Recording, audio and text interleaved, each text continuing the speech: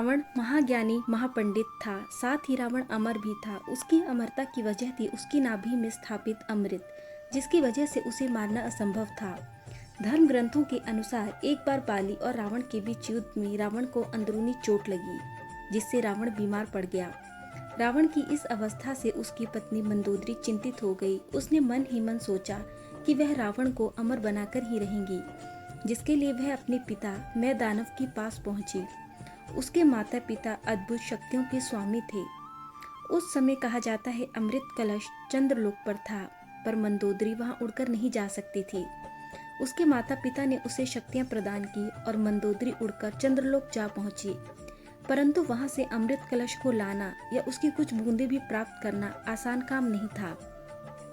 चंद्रलोक के नियमानुसार चंद्रदेव साल में एक बार अश्विन मास की शरद पूर्णिमा के दिन उस अमृत कलश को वहां से बाहर निकालते हैं और धरती पर कुछ बूंदें गिराते हैं। मंदोदरी के सामने यह अच्छा मौका था। जिस दिन मंदोदरी चंद्रलोक पहुंची थी, सौभाग्यवश उसके 2 दिन बाद ही पूर्णिमा थी।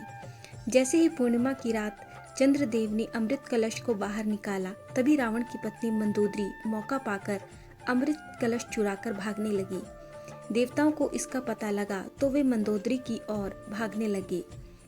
घबराई मंदोदरी ने अमृत कलश देवलोक की खिड़की पर छोड़ दिया और अमृत कलश रखते समय अपनी अंगूठी में अमृत की कुछ बूंदें भरकर वह धरती की ओर आ गईं।